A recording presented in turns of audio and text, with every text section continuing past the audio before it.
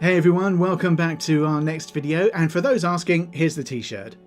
Okay, so there we go. Right, Star Trek just keeps making the same mistakes over and over again. Seriously, they're about to attempt their 4th prequel in the franchise's history. Wow. After 8 years without a Star Trek movie in theatres, you'd think they might try something new, right? Well, no. They're heading back to the past again with this new 2026 film. Remember when Enterprise tried this? Then Abrams' 2009 reboot? Then Discovery? And now Strange New Worlds? It's like watching someone trip over the same rock 4 times in a row without learning their lesson. But before you dismiss this as just another rehash, the details emerging about this new movie project suggest that Paramount Plus will take an entirely different approach to the prequel concept. Unlike those previous attempts that stayed closely connected to established characters and timelines, this new movie has been said to explore an era of Star Trek history we've barely seen before. Okay, sounds somewhat interesting, and honestly, what we're hearing about this unexplored period might actually get even the most skeptical fans excited again. So what exactly makes this prequel different? And why might this be the one that finally delivers what fans have been craving? Well, I've collected everything we know about the Star Trek prequel movie and, well, let us start with the new Star Trek prequel is actually set in the Kelvin Timeline. In January 2024, Paramount Plus hired Star Wars Andor director Toby Haynes to helm a new Star Trek movie set in the Kelvin Timeline. You know, the universe from J.J. Abrams' reboot films that started in 2009? But guess what?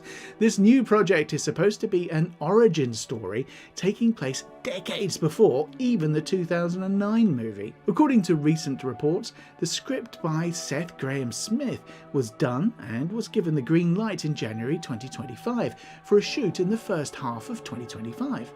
Sources confirmed this prequel will be set well before the USS Enterprise era. Wow. And if rumours are to be believed, we might actually witness humanity's first contact with alien life. The original Kelvin cast seems willing to return for future projects too. As Zachary Quinto pointed out, there's no cutoff for Star Trek actors. The original cast did movies for decades, well into their 50s and 60s. But you know what? Ironically, instead of continuing their story, Paramount Plus is diving even deeper into the past with this new prequel. And that brings us to the bigger issue at hand. Oh dear. How the new Star Trek's new prequel is its 4th attempt at telling an origin story. Star Trek just can't stop going backward.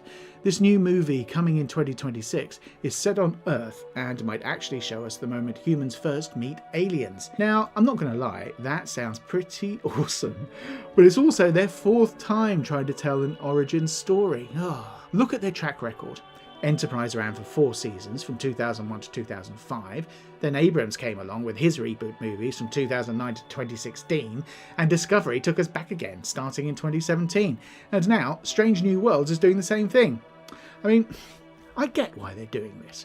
Star Trek has this massive timeline with tons of amazing characters and stories. Everyone wants to know how the magic started, but seriously, after 4 different attempts, maybe it's time to boldly go forward instead of constantly looking in the rearview mirror. Well, the whole point of Star Trek was always about humanity's bright future and exploring the unknown. It's kind of weird then that they keep focusing on what happened before Kirk and Spock, right?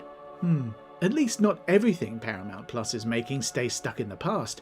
They've got Starfleet Academy coming up, which jumps way ahead to the 32nd century after Burnham reopens the Academy, and Best Section 31 streaming movie, while having some flashbacks with Michelle Yeoh, isn't really a prequel either. But with this new theatre release planned for 2026, please, they're definitely not done with origin stories yet. The million-dollar question is, should Star Trek focus on the future and not the past? Well, Star Trek was created on the idea of humans exploring strange new worlds and seeking out new civilizations in the galaxy. And it's weird how the franchise keeps looking backward instead of forward. This obsession with prequels is actually holding Star Trek back, in my opinion.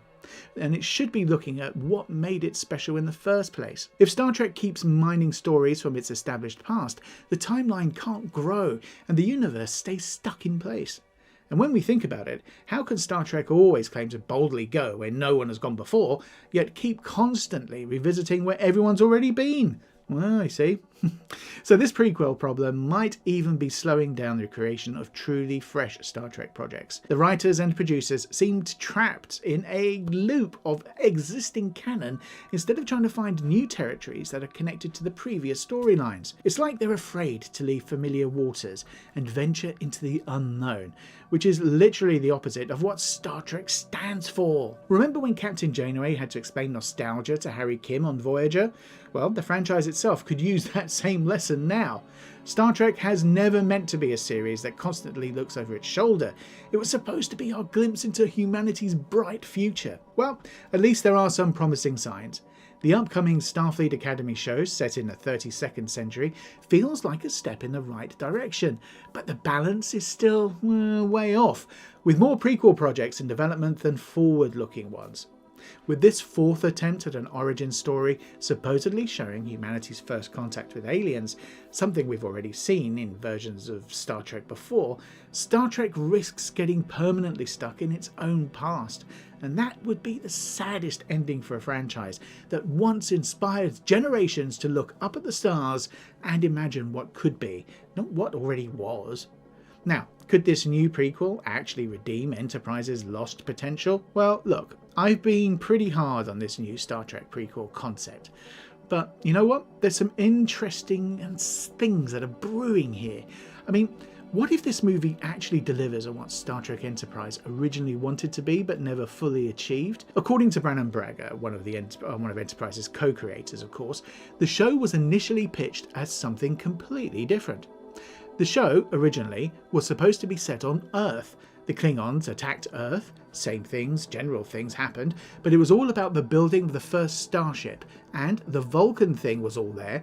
It was about getting the crew together. So that original vision for Enterprise sounds a lot like what Toby Haynes appears to be planning.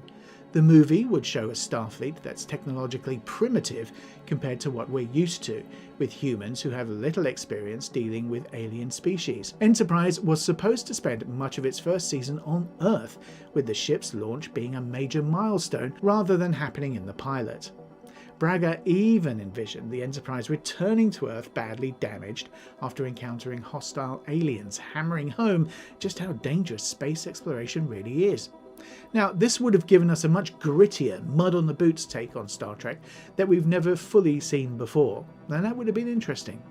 In this light, the new prequel movie could actually bring something fresh to the franchise by making space travel genuinely scary again. It would likely show xenophobia around humanity's early interactions with Vulcans and other aliens, and depict a crew completely unprepared for the dangers they face. That's a Star Trek we haven't truly seen on the big screen.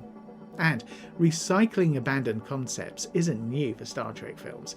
Remember that J.J. Abrams' 2009 reboot was essentially a modernised version of Harve Bennett's discarded Star Trek The Academy Years concept from the early 1990s, which would have shown the classic crew meeting at Starfleet Academy. That idea was originally pitched after Star Trek V flopped, but Paramount chose to make The Undiscovered Country with the original cast instead. Nearly 20 years later, Abrams successfully revitalised the franchise using that old concept. Maybe Haynes can do the same by finally delivering on Enterprise's original, more grounded vision. So, who's involved in the project? Well, when Paramount Plus announced the movie in April, the studio also confirmed that it would be directed by sci-fi veteran Toby Haynes, best known for his work on Star Wars, Andor, Black Mirror and Doctor Who, and written by Seth Grahame-Smith, the writer behind Abraham Lincoln Vampire Hunter, Pride and Prejudice with Zombies, and most recently Beetlejuice. Now, rumours started circulating in May 2024 that Simon Kinberg of X-Men fame was in talks to produce the film, and soon after those rumours were confirmed. Now, according to Puck, Kinberg is definitely on board, and he's listed as the producer on IMDb. However, Paramount Plus hasn't yet confirmed his involvement. Now, reports have indicated that J.J. Abrams will also be involved in the Star Trek prequel, and he's listed as an executive producer alongside Kinberg on IMDb. However, most of the information about the prequel focuses on Kinberg as the creative lead on the project. So, if Kinberg is taking the helm of the Star Trek movie universe, Trek fans could end up at odds with Star Wars fans, as they did when Abrams put Star Trek on hold to focus on Star Wars: The Force Awakens. Wow. However, Puck's insiders claim that wouldn't be an issue, as Paramount Plus is well aware of his deal with Disney, and the Star Trek movie is scheduled for production far earlier than Kinberg's new Star Wars project. So fingers crossed that we'll learn something new pretty soon. Thanks for watching, please comment and subscribe, and I'll see you guys in the next one. Cheers, bye!